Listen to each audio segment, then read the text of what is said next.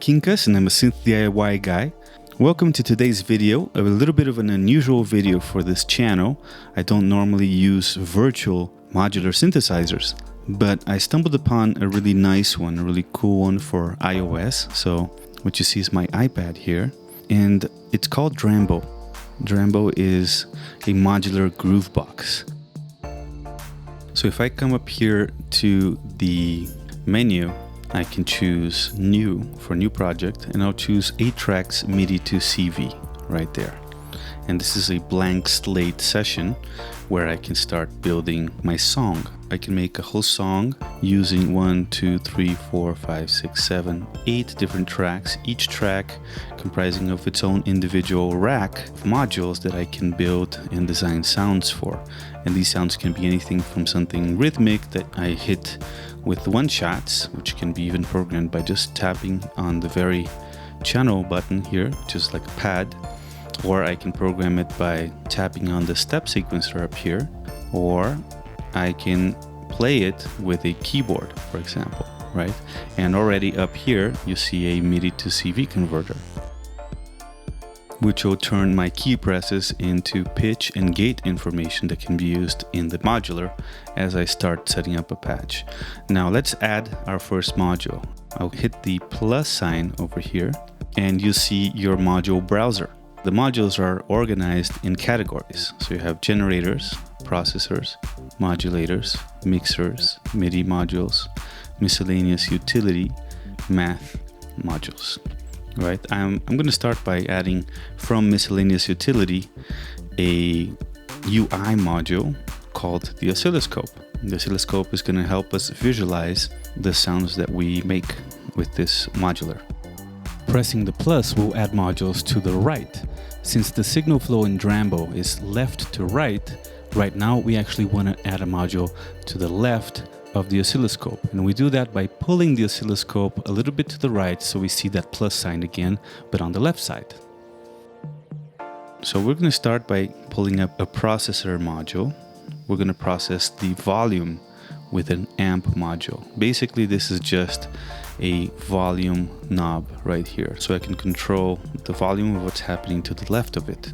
This is important because once I start putting oscillators on there, they can sound kind of harsh. It'll be nice for us to be able to control the amplitude and not have it sounding all the time. So now let's add an oscillator.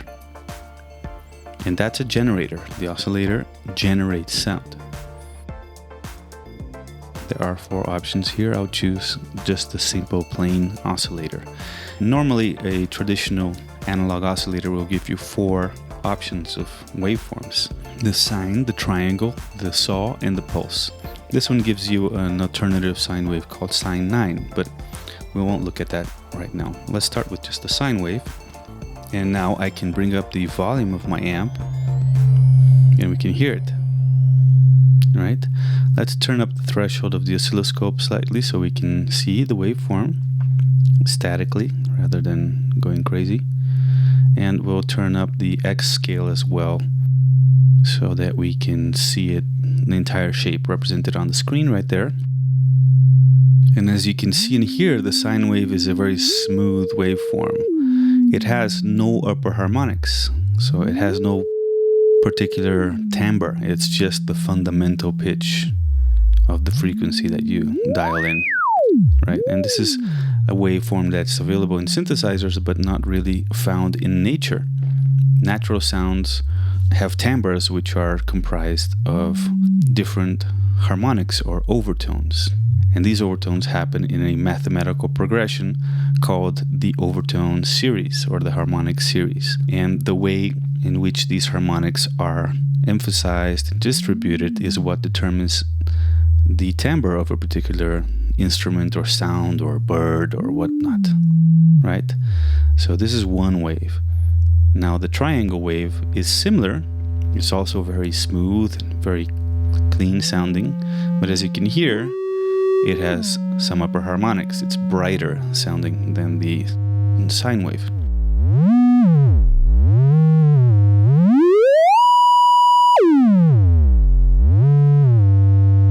Okay, the next wave that we're going to talk about is the saw wave. So get ready for some harshness here. Oh, turn that down. Yeah, the saw wave is very bright.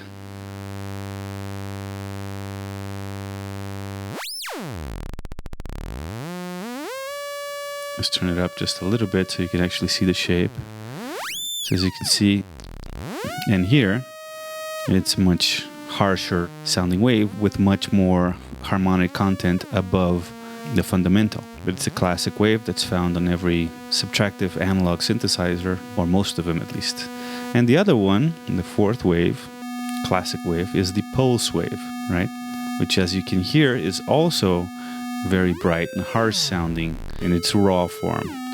And you can see that the pulse wave is not actually ramps or curves, it's simply pulses that alternate from low pulse to a high pulse. It's just a low voltage that jumps up to a high voltage and back.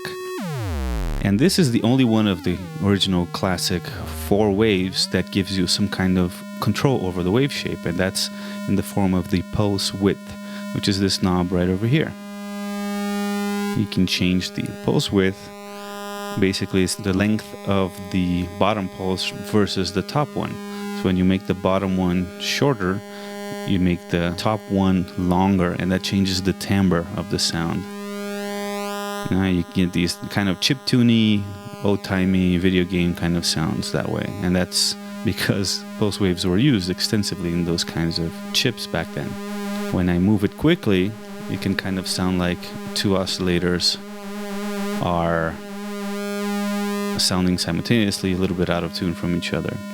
And a pulse wave that is symmetrical is called also a square wave. So if I double tap on the pulse width and reset the value, it resets to 50, and this is a square wave. Square wave sounds nice and fat, chunky, kind of hollow, right? Very different than the saw. The saw is more buzzy. This is your traditional palette of waveforms that you get on most subtractive analog synthesizers, right? Now, we've used a processor, which is the amp, and we've also used a generator, which is the oscillator. Let's talk about another kind of processor, which is what helps define the term subtractive synthesis, right? And it's the filter. The filter basically does what the name says. It filters off frequencies from the module that's connected to it.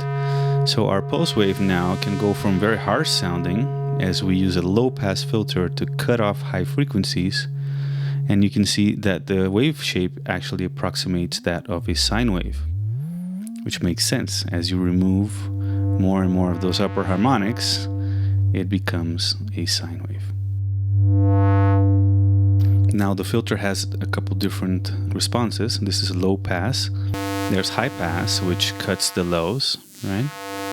There's band pass, which cuts both lows and highs above and below the cutoff frequency. And there's a few more here that we'll talk about later. But let's go back to low pass, which is the classic filter response used in subtractive synthesis. Now the other parameter besides cutoff that is available on most filters is the resonance, which is the same as feedback or emphasis.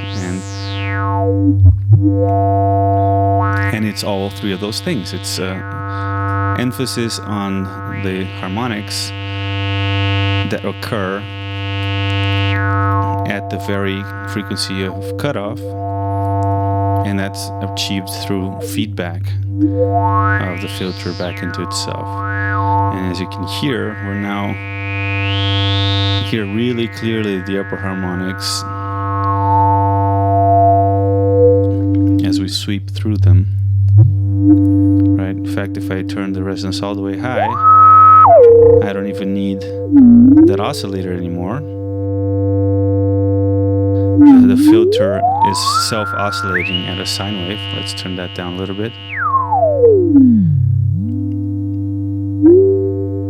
So we hear 2 notes, right? In fact, if I turn my pulse wave really low to where it's below audible range, it's now acting as an LFO or like a clock, it pings the filter, see? And by turning the resonance down, I can make it less resonance, so shorter, faster release or faster decay of that sound. That's another cool thing you can do with the filter, is ping it and use it as a sound source itself.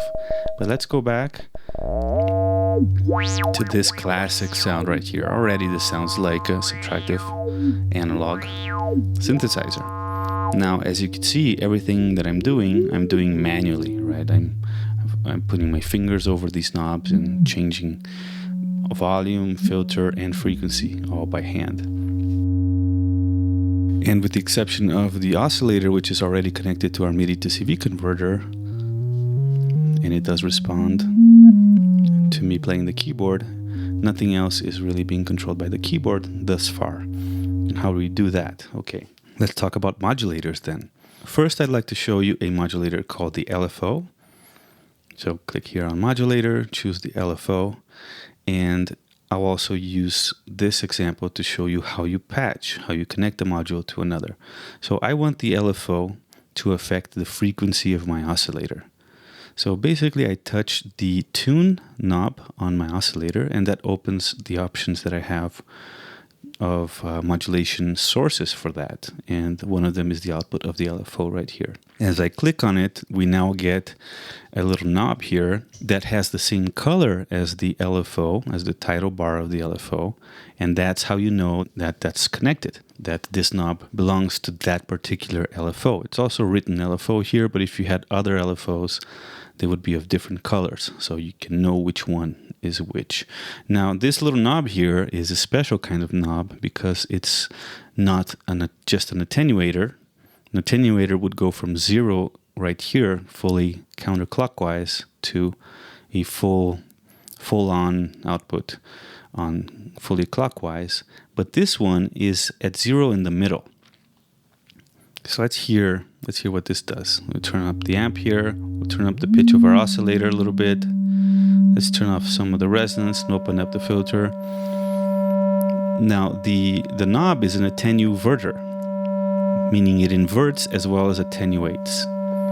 So what that means is that when I turn it towards the right, I'm de-attenuating. I'm letting more of that LFO voltage pass through. So I'm controlling the width of the LFO as it applies to the frequency of the oscillator, right? Here's the frequency of the LFO itself. You can make it vibrate faster or slower.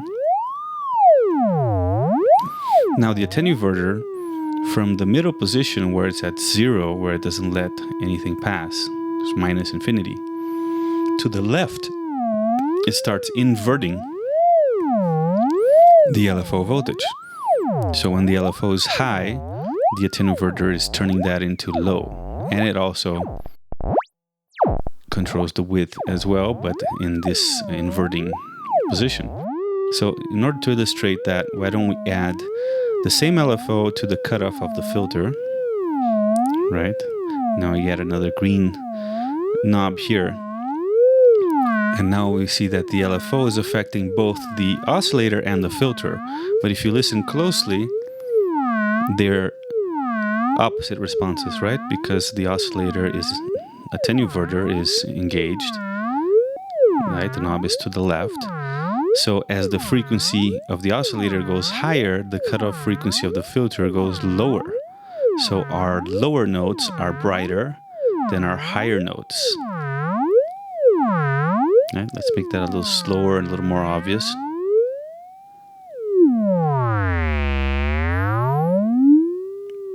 So low and bright, high and dark, right?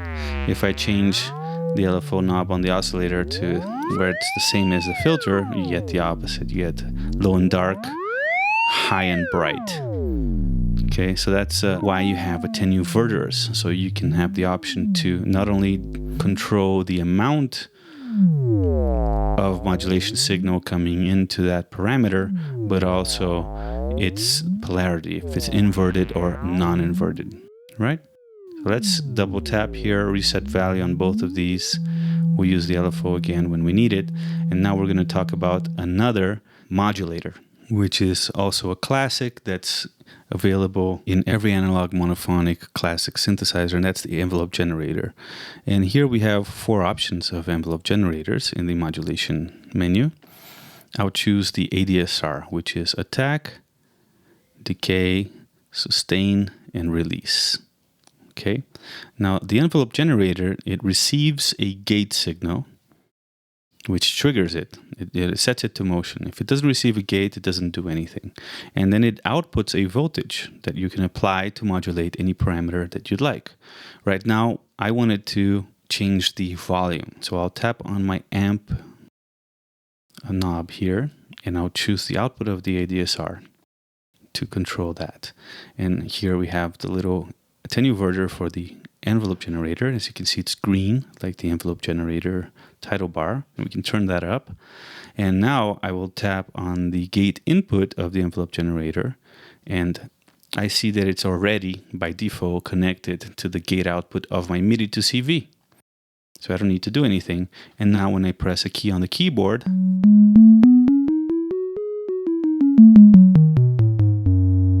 already we have a rudimentary sort of a synthesizer sound.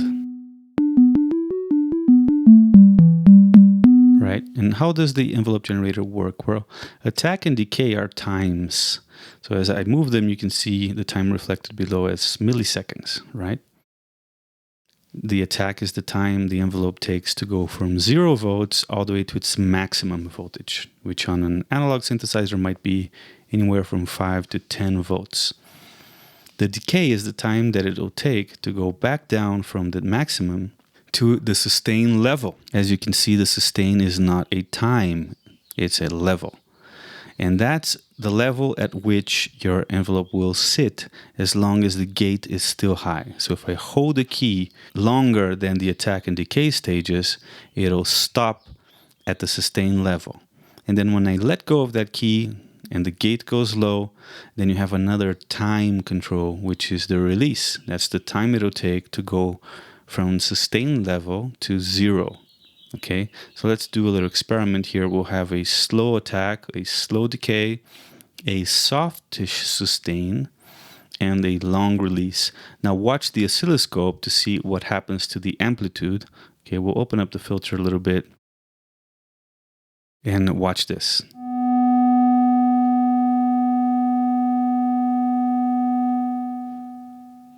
So you see, as I press the key, it slowly rises, and then it slowly goes back down, and then stays stationary at that level right there. And then as I let go of the key, it goes back to 0 slowly, because I have a slow release.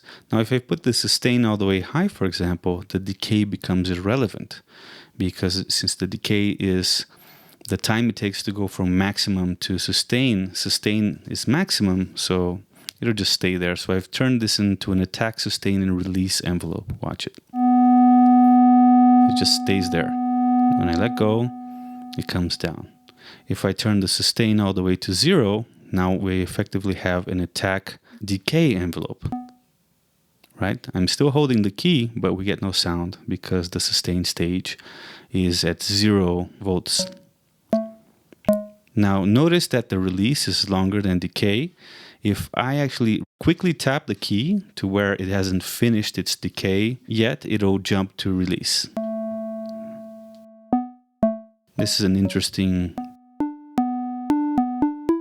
performance dynamic. How long you hold the key will make it go to release or just end at decay. So if I hold the key, you get a short decay. If I just tap it, it goes to that longer release. Okay, another module that's commonly controlled by an envelope generator is the filter. And it's nice to have a second envelope generator for that. That way you can really differentiate the movement of the filter from the amplitude. I'll use an AD, attack decay envelope for that. I don't want the sustain stage on this. I want this envelope to just happen, to just go up and down independent of my holding or not a key. And we'll turn the sustain back up on this guy. Maybe not such a snappy attack, not such a slow release. And I'll assign that envelope generator output to the cutoff of the filter by tapping on the cutoff knob and choosing the output of that envelope generator. And now we get another little purple attenuverter here that corresponds to that envelope generator. And here we go. There we go. We're getting closer and closer to the traditional kinds of synthesizer sounds that we're all used to hearing. Kind of even close to TB303 territory there. Let's tune this oscillator back to its center pitch.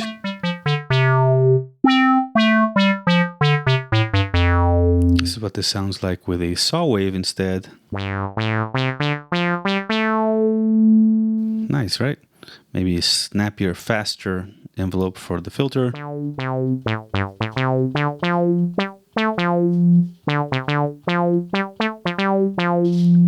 Right? I'm missing a little bit of an effect here. It's always nice to have. So a processor will go to effects and we'll choose delay effects here. Nice.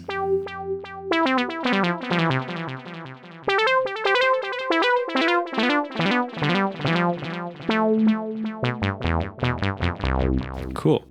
So why don't we throw some of that LFO on there to the filter. So we'll open up the LFO a little bit. Let's make the LFO faster. A little faster. Turn up the cutoff a little bit more so that's more audible. So now we get that kind of a tremolo effect. It's the LFO on the filter. Gives it a little bit more life. Another thing you can do to make this more interesting and approach a mini Moog, for example, is to add oscillators. Right now we have a single oscillator, single waveform. So right here after the initial oscillator, what I can do is add a mixer. And then I'll add two more oscillators.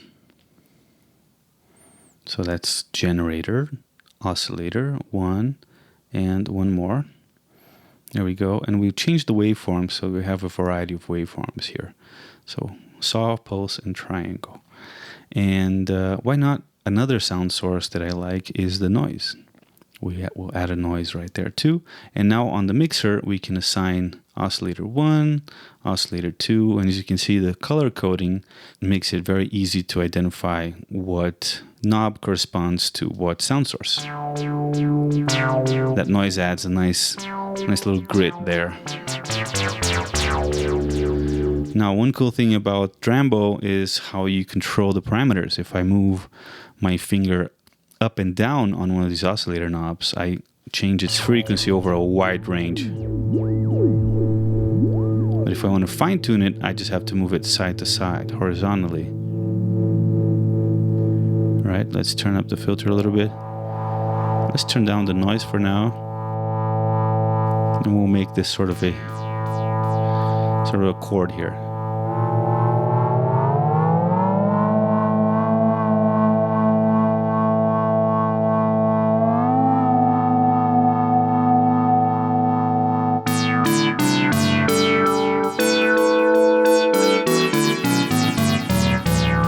Nice, right? So this is already a fairly musically useful sound that I can use to record a song here. And now to record it, there's a few different ways to do it. If this were a kick drum sound, for example, I could easily just program it by tapping on the step sequencer up here and press play.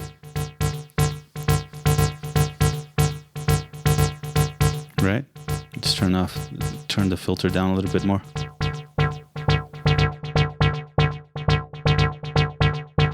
You could also record by pressing record up top and tapping on the very pad that corresponds to the channel we're on, which is channel 1. But I want to play the keyboard. So what I'll do is I'll stop for now, turn on the metronome because we don't yet have a rhythmic reference. I'll turn up my BPM to about 130. I'll press record here and I'll press play. And that way I can record a single bar.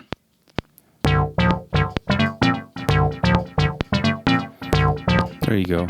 Now here's a feature that I wish I had on my physical modular, but this thing being digital makes it very easy, is that I can actually record all of my knob movements as part of the sequence.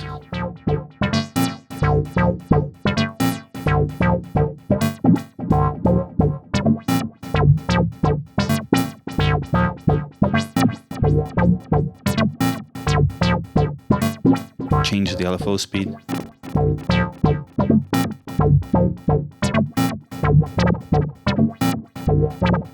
Cool. Let's make one of these oscillators go kind of wild.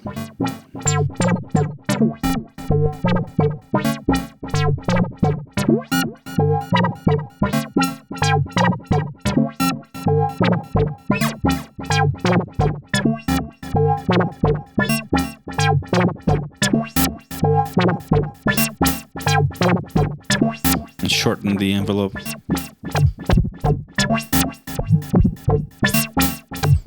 That's pretty cool. Pretty cool little sequence here.